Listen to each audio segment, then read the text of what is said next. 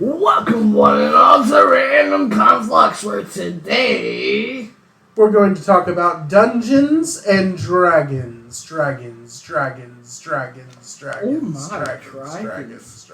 Dragon Ball? Dragon Ball Z next time on... No. But seriously, we're going to talk about Dungeons and Dragons. We're going to have tips and tricks for players and DMs alike. Now, not everybody here in this recording has played Dungeons and Dragons. Our main man, Zach, has not. However, Lacrosse here has played a decent amount of it in his time. And me, I'm a forever DM. If you do not know what that means, you don't want to know. But needless to say, I have played 22 years of D&D at least. So, also, this year, it's going to be its 50th anniversary. They're coming out with some special stuff. Any of you Stranger Things fans out there know that they named their enemies in the show after characters from D&D. The most recent season had Vecna.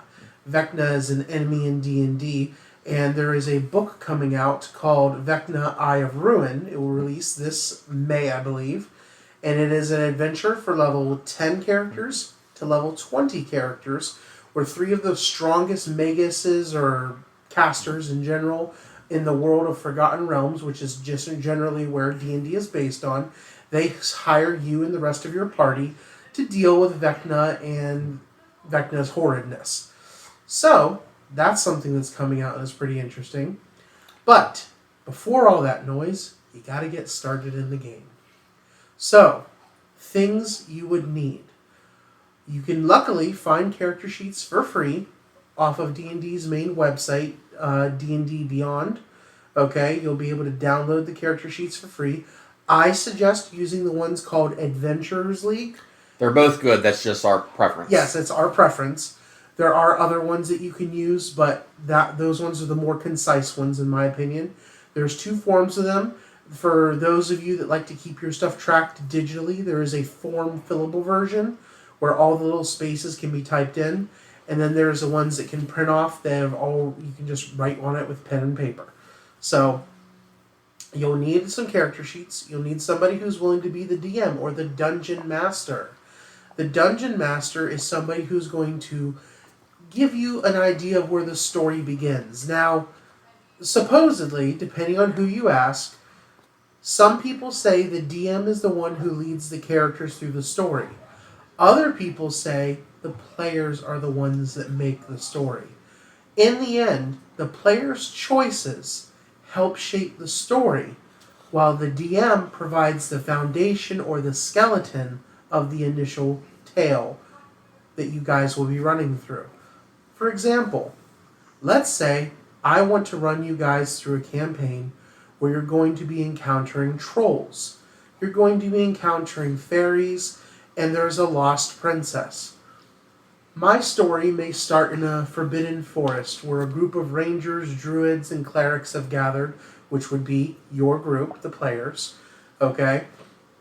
And your goal is to fight through these trolls, save some fairies, and help out the princess in the end.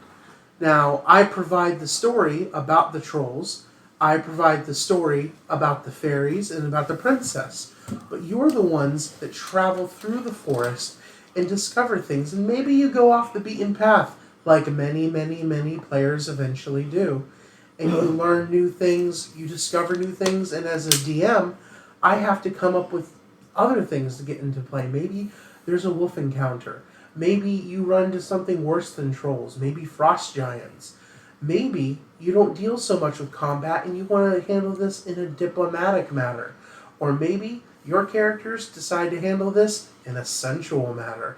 Who knows? But the point is, it's all up to the characters to get from point A to point B, while it's the DM's job to help them stay on track. In other words, the DM's like a scriptwriter.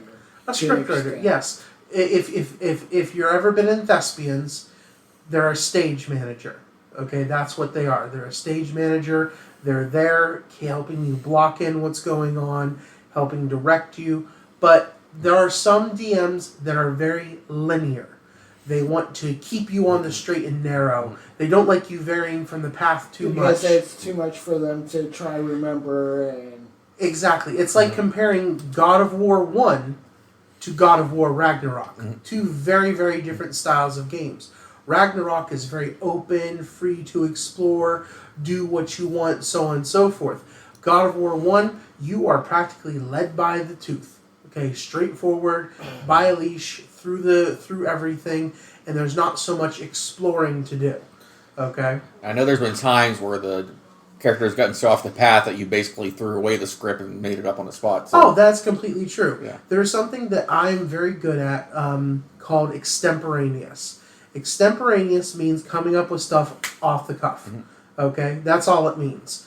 In just real quick, back in high school, I was in this thing called Skills USA. I was in prepared speech and extemporaneous speech. To give you an idea, prepared speech, you got the topic you were going to talk about for 15 minutes a week before you talked about it. In extemporaneous, you got it 5 minutes before you were going to talk about it. So, yeah, extemporaneous is something about coming up off the cuff. That's something that I do. Me, Matt, that's what I do. So, it helps. It's like spontaneous. Yeah, spontaneous, on the spot. You gotta adapt, you gotta go quick, you gotta figure something out. Not all DMs can do that. There are so many DMs out there that what they'll do is they write down every little encounter. They fill out the name of every little NPC. They write down all these things, and then their players jump ship halfway through, and they go in this direction. One of the popular videos I've seen on TikTok that actually talk about it is this guy goes, all right, you see this amazing village filled to the brim with life and people and interesting things, and it's seated between these two seedy forests with this beautiful mountainscape in the back. What do you want to do? Oh, let's go check out the forest. But the village is amazing, and oh look, it looks like there might be a house fire in the village. Yeah, we really need to go check out that forest. Let's go check out the forest, guys. And then the DM just drops all their information about the village into a trash can, and then they have to come up with something on the spot for this freaking forest that they had nothing planned for. That is D&D in a nutshell, folks. But other things that you will need. You'll need a set of D&D dice. Now, Well, can I say something What? before you go to the D&D dice? okay, go ahead. And it retains to the dice. Okay. Some dungeon masters, if I'm not mistaken, actually use the dice to dictate where some of the people would go. Yes, and the way they do that is via random encounters and random direction. Okay, let me explain all the dice real quick, and then I can answer your question.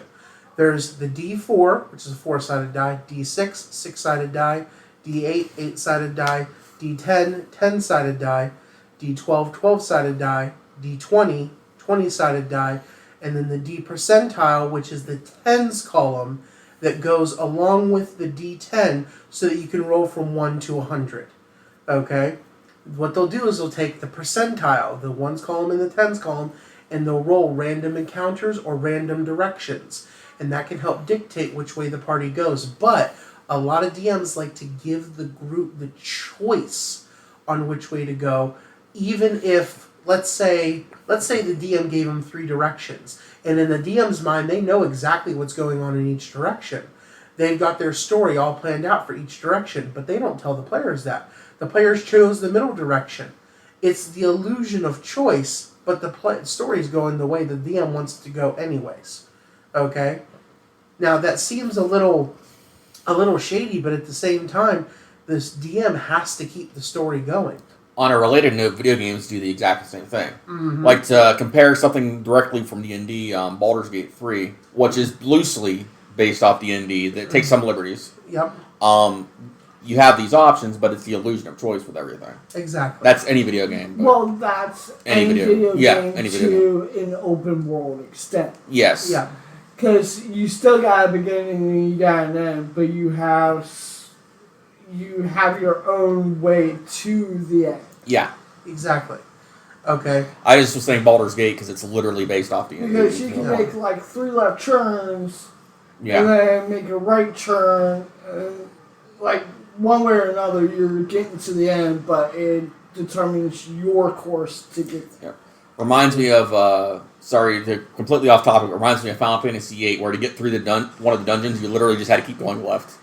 Exactly. With the labyrinth. Yeah. Okay. But anyways, so needless to say, what DMs will do is they'll have you roll stats to start with. Now, there's several different ways to do stats. The way that I am most comfortable with and I have my players do, you take 4 d6s, you roll them all at once. Any ones, you re-roll until there's no ones left, and then whatever the lowest number is, you drop it. You add up the rest of the numbers, and then that is one of your stats. You do this 6 times, and then you choose where your stats go. You have 6 stats. Strength, which is your physical strength, your carrying capacity, how much you can push, drag, and carry. Okay? Then there's dexterity, that is your reaction time, your speed, your ability to not get hit in battle, your ability to go first in battle, things like that. Then your constitution, how hardy you are. This helps determine your HP, your health, okay? How much you can handle when it comes to poisons or alcohol and things like that. Then you have your intelligence. This is your book smarts, your learned, your education smarts, okay? Then you have wisdom. Wisdom is your world wild smarts.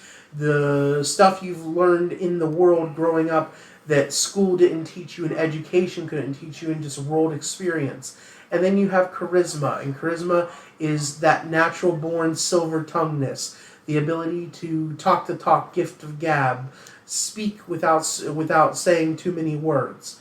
Those are your 6 stats. Now, there is a 7th stat that you can choose to play with.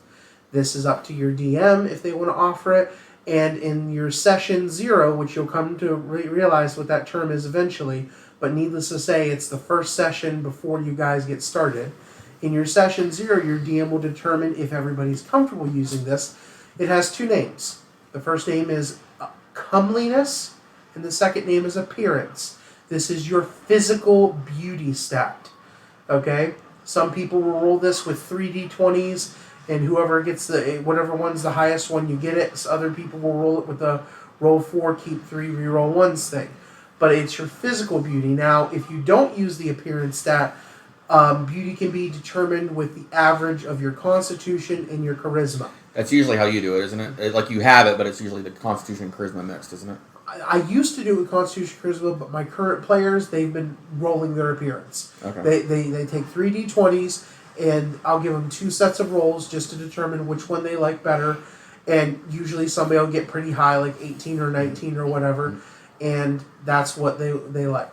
Now, the stats, okay? This is something that a lot of people get confused about. I'm going to lay it down for you in the words of Gary Gygax, rest his soul, one of the original creators of Dungeons & Dragons. The stats, when you roll them, 10s and 11s are your average folk, the standard human beings of this world. Not too highly educated, not too stupid, just normal average folk. For example, a 10 or 11 believes that rats come from trash. That is where they originate. Okay? But an 18 in intelligence, that's Stephen Hawking. An 18 in appearance, that's Beyonce or Tyra Banks. You know, somebody gorgeous, beautiful. And 18 in strength, that's John Cena. Okay? You know, an 18 in dexterity, that's maybe a real world ninjutsu master.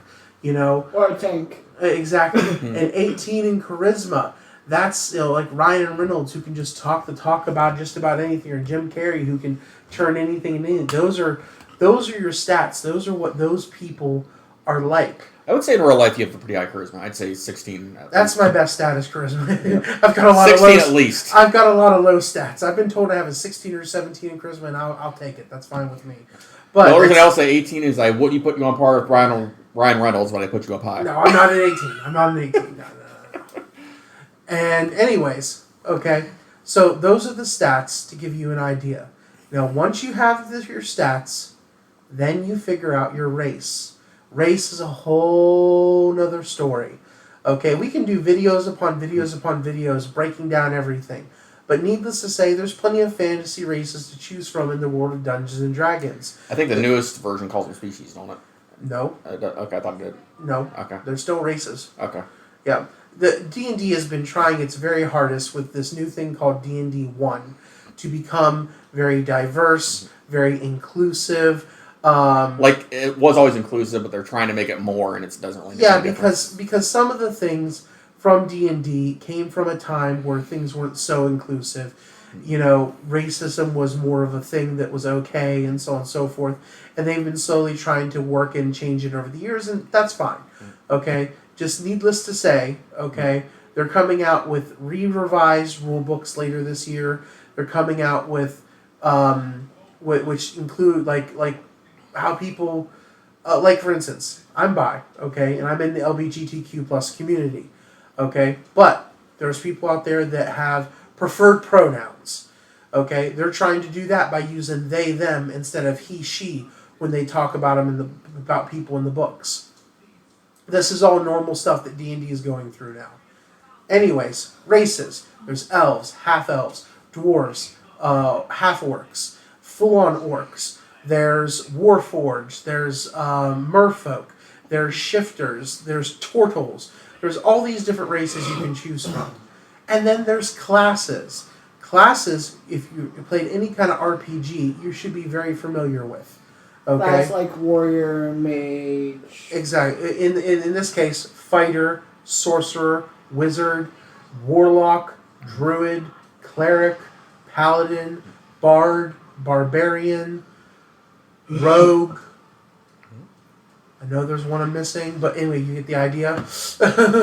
Yeah, because there's 11 classes. I know there's one that I didn't say. I just gotta mention, and I'm probably the wrong person to say this, but like to me, the woke community likes to It can go too far. destroy everything.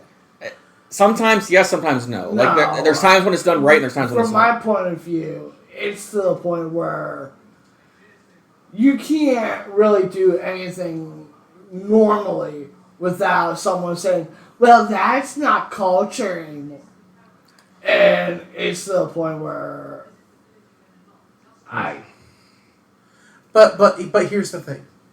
Don't let any one group ruin your D&D experience, because the best thing about D&D, in my personal opinion, having played all these years, is that D&D can be whatever the gosh darn heck you want it to be. In that session 0, there is something called oh goodness, now I can't remember the term for it. Give me 1 second. It's not the DM contract. It's a verbal contract that goes on. Some people have it be a written contract, okay, that goes on between the DM and the players. And it's basically like, hey, this is what's okay for me to have in the campaign for you guys. This is what's not okay. Oh, you had a child lost in real life. Okay, so no children and no dead babies. Got it. Okay. Oh, you had your parent die. Okay, we're not going to deal with any parent death. Oh, you had your dog pass away. Okay, no animals get hurt, and so on and so forth. There's that contract that goes on where you figure out what's okay to have and what's not okay to have in your campaigns. And this is something that figures out, okay, if the group feels, well, I'm going to use the term woke about something, and that's what they don't want in the campaign, that session 0 is the time to figure it out.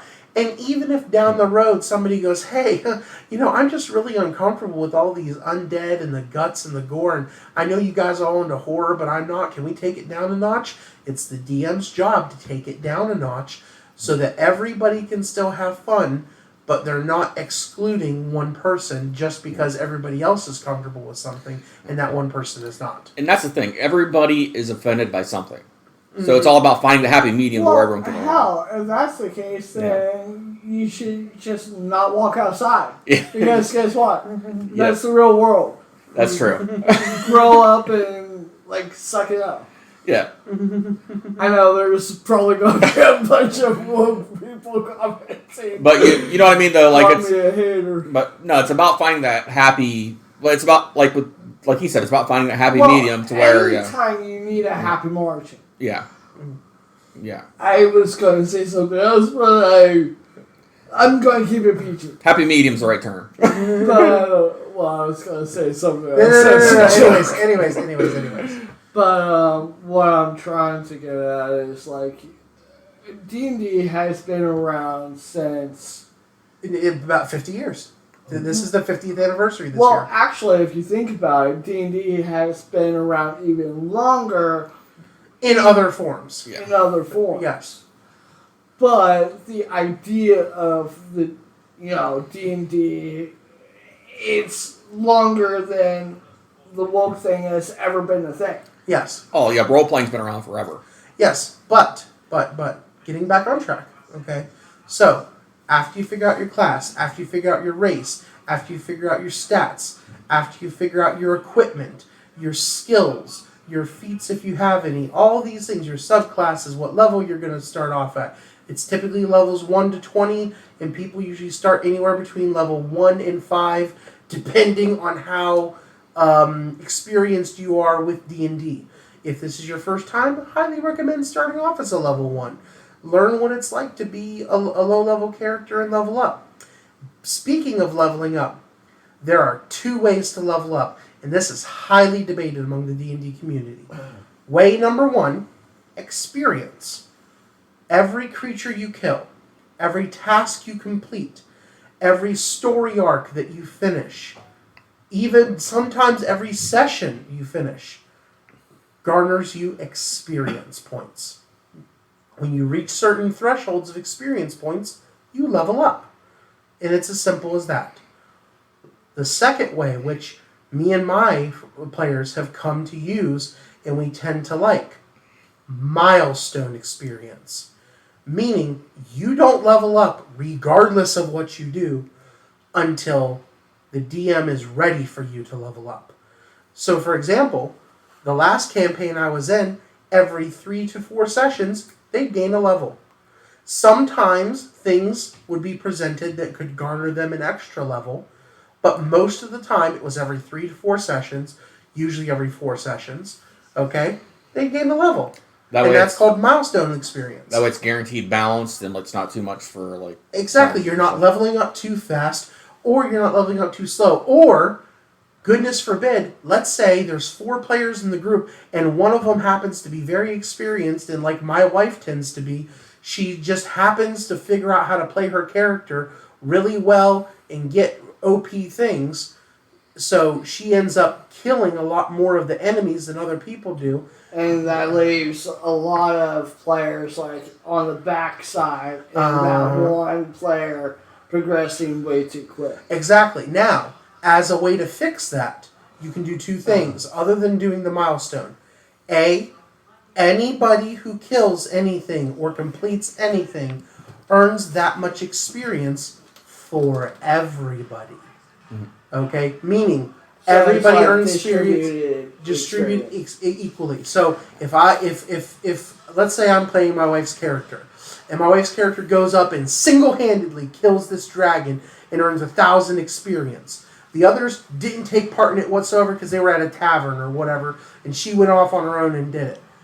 Every single person just got their fair share of 1,000 experience. Or everybody gains the full amount of experience that anybody does. Meaning, instead of that 1,000 getting split 4 ways, everybody just gained 1,000. Now that's a little bit faster leveling, but that's another way to do it. Another question I have is, how about helped experience? What do you mean? Okay, let's say your team or your party goes and fights a boss level monster. Okay. But you have, like, say, a level 12, 2 level 2s, a level 4, and a level 1. Okay. level 1 kind of does a little bit of damage, but level 1 easy wipeout for the boss. Okay. Just backhand and stand across the field. Yeah. The level 2s very similar, but they put a little bit more of a dent into the boss. Okay.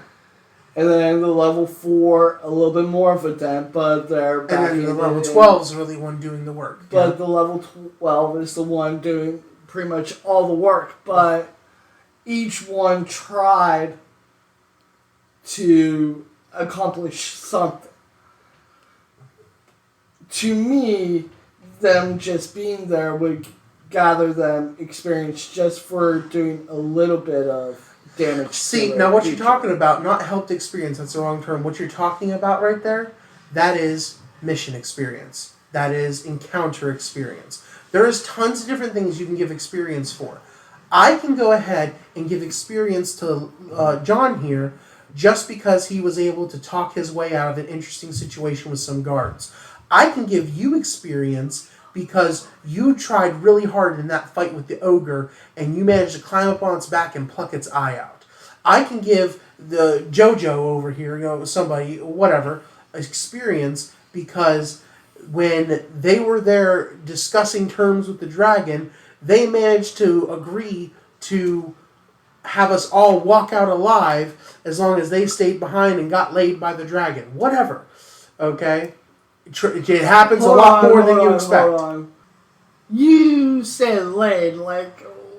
There is a popular joke, and it's a trope that happens among bards and dragons, where bards will be able to get laid by dragons, as in sex. And a lot of dragons... Population. Okay. A lot of dragons can take human form as well. Yes, they can polymorph into humanoid forms. Okay. Not all dragons, but I some know this can. was going to a certain direction, and Yeah, honestly, it did. That can happen. Okay, but needless to say, experience gained, whichever way your DM is comfortable with, and you guys are comfortable with, is something important to figure out too. Okay? Then, there's the best part about a player in D&D. Figuring out your goals. You should have 3 goals every time you go into any campaign. I want to achieve a weapon like Conan had in Conan the Destroyer. I want to avenge my fallen parents and my backstory. I want to beat the big dragon that destroyed my village. Boom, there's my 3 goals. Now it's the DM's job to put those in my path. It's my job to figure out how to complete them. Now you have a story. Okay? Cool. Yep. Every player should have 3 goals, at least 3 goals. Now, some players, like we played with this one girl, she had a really hard time coming up with stuff on the spot. She had a really hard time trying to decide what characters to play, what things to do, and she needed a lot of help with her stuff, but that's okay, because not everybody can figure that stuff out. Once she had all that stuff figured out, she was able to play smoothly. Then, there was this other guy that we played with, okay, where he can figure everything out for his character, except he has a hard time remembering the rules. So instead of all of his rules being written down on his page, which that's what I do. I write all my rules down on my page so I don't have to reference the books. Instead, he just had the name of each ability and page number next to it. He just flipped to the page number or bring it up on the PDF on his phone, and he could access it that way.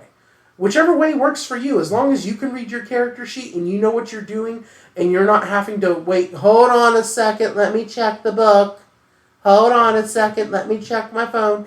As long as you're not having to do that every 5 seconds, we're good. Okay? And that's what he did because he had the page numbers there, but he learned them.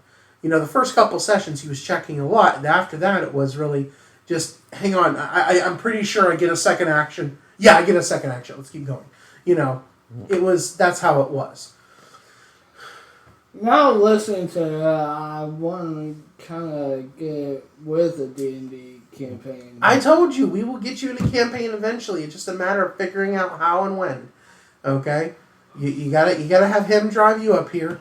We gotta do a session 0. We got character sheets here. I think actually we need more printed out, just to let you know. Okay? We got character sheets here. And I am more than happy to run... Oh, that's something else. Let's say you don't have a lot of time to play, okay? And you're not one of those people that can do a weekly campaign or a bi-weekly campaign or even a monthly campaign, but you still want to give D&D a shot, right? One-shots. A story that is meant to only be 2 to 4 hours long, and that's it. Go. And that's something that you can do. Okay? The D&D one-shots is a very popular thing nowadays because people have such trouble getting together. So we design a character for you, we'll say, Zach. Okay? We design a character for you. We design one for lacrosse, one for my wife. We all sit down, I'm the DM, and we play for one day for about 3 hours. The one-shot is over. Those characters are now done and completed. Okay? We can maybe come back to them later and pick them up again, but we don't have to because the story is finished. One shot. People to test out new systems, which, by the way, I know we're talking about Dungeons and Dragons, but I'm going to mention a couple that I love. Werewolf the Apocalypse, Legend of the Five Rings, okay? Vampire the Masquerade, okay? These are all great systems. You should go give them shots. I haven't played much of it, but what I did play, I enjoyed. Pathfinder, another good system out there, okay? These are all gaming systems that are similar in their own rights. Some use only one type of dice. For instance, Werewolf the Apocalypse uses only D10s, the ones column die that's 1 through... On the die it says 1 through 0, but that 0 is actually a 10, okay? And in Werewolf the Apocalypse, something very interesting happens. So let's say I'm going to attack you in Werewolf the Apocalypse. I'm a werewolf and you're a creature or whatever. Okay? I have 8 dice I roll. I roll my 8 dice. Oh, look, I rolled 3 10s. They explode. I roll those 3 dice again. Oh, look, I rolled 2 10s. They explode. I roll those again. And we keep going until I stop exploding. Meaning if I ended up dealing 157 damage to you, then so darn well be it. So there's a lot of different interesting systems out there that you can get into and try. It's just that D&D is probably the most accessible and easy to get into. You know, the company likes to tote on their books that it's the world's greatest role-playing game. I say it's the world's most accessible role-playing game. Because you can go to almost any local gaming store and they will have an Adventurers League going. They will have somebody there who's running a D&D game. Somebody who comes up and says, hey, on Tuesdays we meet, you want to come out for a session, let's do it. Okay? So if you have a local gaming store that sells comic books, has tables set up for Magic the Gathering, or Yu-Gi-Oh! Or Pokemon, or Warhammer 40K, or whatever, there's a solid chance that if you ask them about it, somebody's running something D&D there. And that's a great way to find out, to find people to play Dungeons and Dragons with if you're having a hard time. There's other people that there's entire Discord pages, so I don't use Discord, but there's entire Discord pages set up to nothing but, hey, I live in this area, do you want to come play D&D with me? Or people do something else that's really cool. They play across the internet. Me, my wife, and a friend of ours who lives in California every Sunday for 2 hours play a game together. Okay? We've also done campaigns over Xbox Live before. Yes! I did a campaign over Xbox Live where we all got an Xbox Live party and we just used the honor system when it came to dice rolls. And one time when a guy got 5 19s in a row, I'm like, come on, man. 5 19s in a row, come on! You know? But he proved it. But he's like, I'm serious. He started taking little cameras and pictures of it, and he ended up getting like 7 19s in a row. It was stupid. But anyways, needless to say, it's a very fun game. Some of the cool aspects of getting into it is you can end up becoming something called a dice goblin. And that's somebody who just is like my wife. She has dozens of sets of D&D dice. So many of them. She has gold-plated dice. She has musical dice. Literally, it's a dice that when you roll it, it jingles.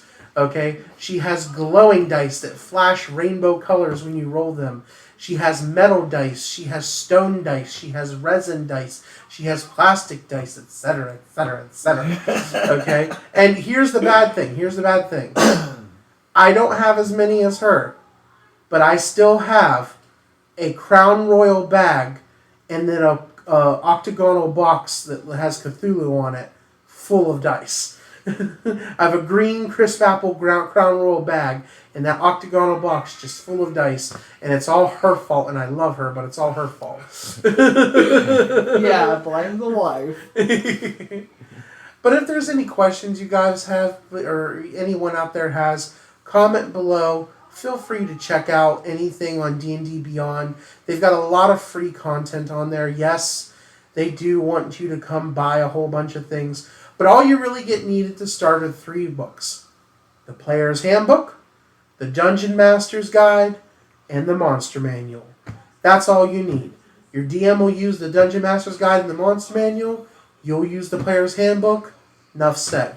You want to go a little more wild with things? You want extra races and extra monsters? Get Monsters of the Multiverse. It gives you like 15 or more new races, or 20 races, something like that, and it gives a whole bunch of more interesting monsters.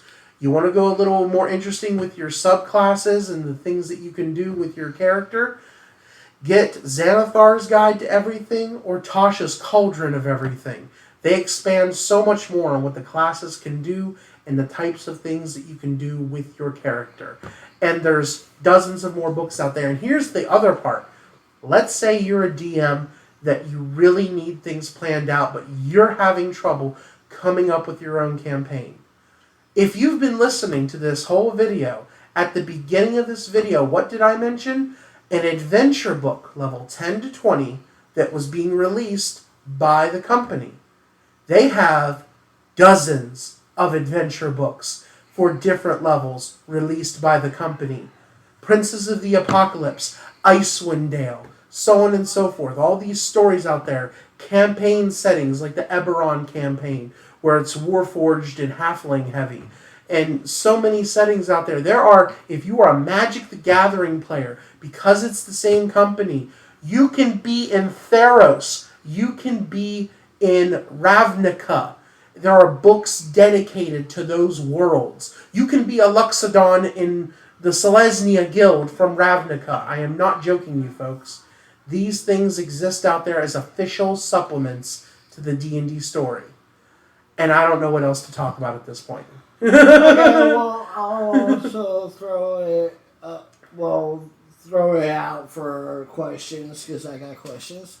And if JJ's got some questions, he can go ahead and ask. But go ahead. My question, and this was from not really playing D&D for like a long time. Okay. I think the last time I've ever played D&D, I was little. Okay. And we only played during like lunch period in school. Yeah, we used to do that too. Beforehand, like, I don't really know like the traditional rules of D&D because I never played it that way. Okay. How customizable is D&D when it comes to creating your own race and class? Okay, so there's a good question. There's a lot of things that already pertain to stuff that you want out there, okay? As for making your own race or making your own class, a good DM can do that for you. But there's a chance that there's already something somewhere along the lines. You may have heard me mention the term subclasses a couple times in this story, this video. Let me give you an example. For fighter, which is the standard melee class, okay, all around learned fighter, okay, there are several subclasses. One of the subclasses is called champion. Champion is somebody who is strong, they hit criticals better, they're very athletic, they're a straightforward fighter. There is also Battle Master. Battle Masters have maneuvers, and they're highly dexterous, and they can get around the field of battle very quickly. There is the Eldritch Knight, who is what many would call from Oblivion, Elder Scrolls 4 Oblivion, or other video games, a spell sword. who can do magic and fight at the same exact time. So a sword in one hand and a magic missile in the other. Okay? And so on and so forth. There's plenty of classes, subclasses out there from all the different books. Those 3 I mentioned are the ones in the Player's Handbook, as an example. Okay? But there's plenty of other subclasses out there in other books to maybe help you figure out something. Also, something you might consider as you level up, as you get used to the story, multi-classing. For example, one of my favorite characters from D&D 3.0/3.5, which that was the editions of the story, we're currently in 5th edition, okay, was named Brom Darastrix. Darastrix is the Draconic language meaning dragon, so his name was literally Brom Dragon, okay? He was a half-orc who worshipped the wingless black dragon, which I'm doing air quotations when I say that. The wingless black dragon in my campaigns was Godzilla. So he worshipped Godzilla. He, back in 3.0, 3.5, was a spirit shaman / barbarian. Now, the way this works is, I was a level 7 character. I had 3 levels in Spirit Shaman, 4 in Barbarian. There are some things, like your proficiency bonus, which is a score that gets applied to everything you're proficient with, that stay the same regardless of what class levels you have. But then there are other things, such as abilities that you get, that come from each level of class that you take. The only problem with multi-classing is quite often people become a jack of all trades, but a master of none. Because when you start taking levels in another class, you start knocking out those high-level abilities from whatever class you first started with. Or maybe for example, fighters, when they're at level 2, they get something called Action Surge. It gives them an extra ability each turn, an extra attack each turn, an extra action. Okay? A lot of people will take 2 levels in Fighter and then never touch Fighter again and just level up in whatever class they want to level in, just so they have that extra ability and some extra proficiencies. It's actually advised to do that sometimes for certain classes. Exactly. Yeah. So, but that's 2 levels that you're never going to get now of whatever other class you focus in.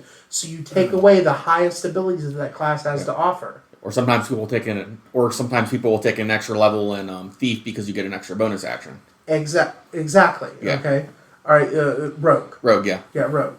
Okay. Sometimes people will take a couple levels in Rogue because they want to be able to sneak attack. Mm-hmm. Okay. And then, or people will want to replicate their favorite characters. For example, let's say you wanted to play Conan the Barbarian. Now, obviously, the term barbarian is right in his name. He's going to be a barbarian, right? But he's also a fighter because he was trained. And he's also a rogue because he was a thief. He's all 3 of those classes. What level of each is up to you, but if you wanted to play him or a character very much like him, you would need to be all 3 classes. But again, by the time you get to level 20, you're knocking yourself out of getting the highest abilities in those classes. If that's okay with you, though, then multi-class away. Or another example, if you were to make Batman, he would be a fighter rogue. Oh, yeah. Yeah. Fighter rogue. Hands down, Batman would be. Yeah. Maybe have 1 level in something else, okay? But, no, not maybe. He would have a couple levels in Monk. Mm. Oh, yeah, because of how he fights. Yeah. Monk! That was the other class that I forgot to mention when I named all the classes off.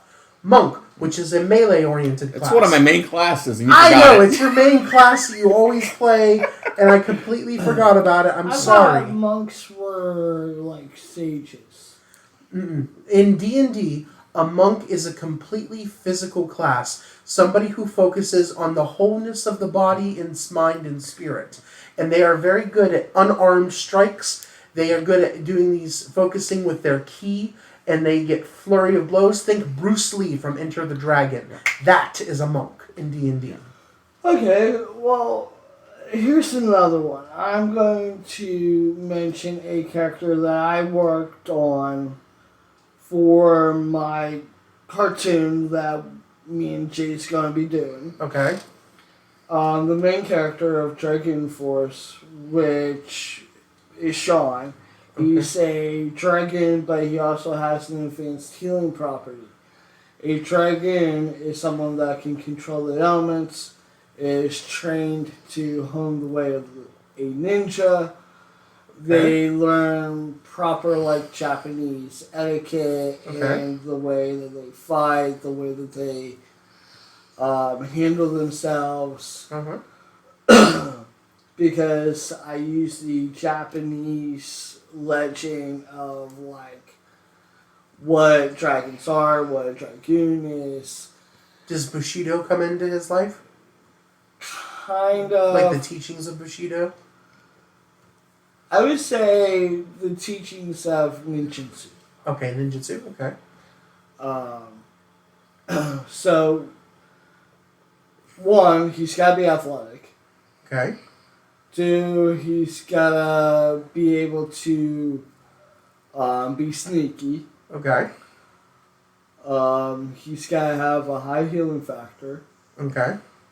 And he's got to have strength boosts and be able to control elements. Okay, so that's a multi-class character. You're going to play a monk. You're going to get it to at least level 3, and you're going to take the subclass Way of the Shadow.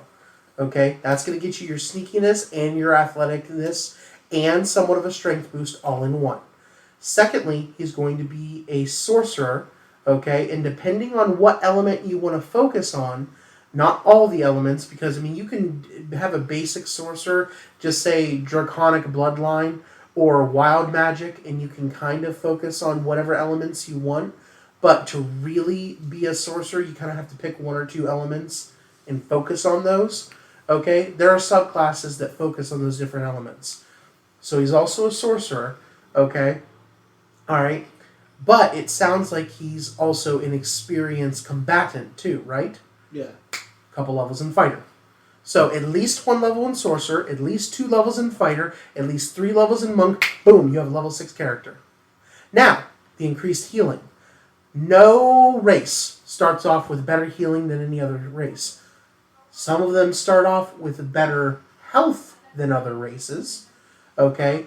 But the ability called fast healing is something typically only attributed to the enemies in the campaigns. However, if you and the other players in the group, okay, agree to this, okay, if you and the other players, or if you, the DM, and the players agree to this, maybe your character starts off with fast healing 1 at level 1, and by level 5 you get fast healing 2, and by level 10 you get fast healing 3, so on and so forth. To give you an idea what fast healing is, whenever you play combat, every round is 6 seconds. Everything that happens for every combatant involved happens in a 6-second period in real time. Even if that round takes 15 minutes to figure out at the table, in game, 6 seconds has transpired. Okay? At the beginning of your turn on every round, you heal however much the fast healing says. That's how many points you heal. Okay, so maybe that's how we can figure out his healing. But if we can't figure out his healing that way, and the people are like, no, I don't like it that he has fast healing, then when you get a chance to take a feat, take the feat tough. Tough. The first level that you take it at, you take your level times 2 and you gain that much HP. And every level thereafter, you gain an extra 2 HP. Okay? So if you take it at the first level, okay, which if you play a human variant, you can take a feat at first level, okay? You will gain 2 HP for every level that you ever level up. That means by the time you reach 20, you have gained 40 extra health, which that's saying something. That's a whole character for level 1. You know? Well, the way I made the character is there's one point in my script where I have him lose his right arm, and basically the attack should kill. Okay. But all he does is go into a slumber, and he's getting 24 hours. Fully regenerated. So he has regeneration then. Regeneration is something that typically trolls have in D&D. Okay, so again, this would be something you'd have to clear with your DM, whoever ends up DMing for you if you end up doing this character, which this character sounds like a really high-level character to get started, like a level 6, like I said. Plus, they would have special abilities like fast healing and regeneration. So this is something where you're going to need to work your way into it. You know, maybe start off as a level 1 and take those classes intentionally so that you're building up to being your character from the story. Mm-hmm. Okay. Which I've done that a few times myself. Exactly, you have too. Mm-hmm. You know, we recognize that sometimes we make characters for books or stories, for D&D, for whatever, and they are just too powerful. There is no way you're going to play that character as a level 1 character. But we want to work them. We want to work into them. So we start off as level 1, or we start off as level 4, and we level them up, and we tell the levels of their story. Okay, like origins. Like for instance, you're playing as Goku. You wouldn't start as the current Goku. You'd start as like low. Yes. And work your way up. Exactly. Well, that's kind of the point of Dragon Ball. Yeah. Yeah, and like Goku, right? Fighter, monk, barbarian. Hands down. Lots of levels in monk, lots of levels in barbarian. I would say mostly monk. No. Fire and monk. No. Anger. Their key thing is rage. Okay? Well, starting off, he doesn't know about that yet. Oh. He doesn't know about it, but how many times did his transformations or his abilities come from anger? Okay? You know what? I'll give you this. Even if he didn't be barbarian, the Saiyan race would have a rage ability. Yeah. Okay? Like, if you choose half-orcs have an inborn rage to them. Okay? Or orcs have an inborn rage to them. Even if they're not a barbarian. Okay? So as an example, the Saiyan race would have it. And here's something else. I don't have the paperwork for it anymore, but back in high school, I had a 4-page, front and back, so 8 pages total, Saiyan race made for 3.0, 3.5, and we had a DBZ campaign, and it was awesome. And I had 3 specializations that you could do. You could focus on becoming a Super Saiyan, you could focus on techniques like Kaioken and Kamehameha, or you could focus on becoming an Azaru. And my character became an Azaru. It was fun, and I loved it. Well, we need to do that one day. Yes. Speaking of which, to end off the topic, Okay. I plan on, and if Jamie's okay with this, and whenever you guys are okay to record, I was planning on setting up a day to dump D&D on the channel, Random Conflux. And So, like, record us in a session. yeah, but we may not be recording on the day that I dump it. Yeah. Yeah. And right now, we have a Wednesday slot open. Okay. Well, Wednesday or Thursday. Mostly DBC content comes out Wednesday when me and Jay end up doing it. Okay. But right now, I'm doing a Legend of Zelda Ocarina of Time random gameplay. Randomizer. Jay's doing Sims, and he's doing Minish Cap. When I get back to doing Minish Cap, take a break from it. But I was thinking Thursdays, since I don't have anything scheduled for those days to be dropped. Oh, speaking of Sims, thanks all of you for watching my Sims videos. I'm surprised I have that many views, but I'm grateful. Thank you all. Yes.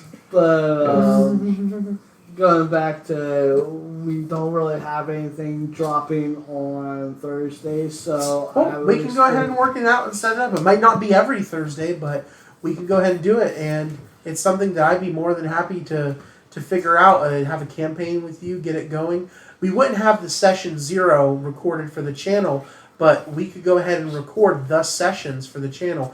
Just keep in mind, most of my campaigns end up being adult one way or another.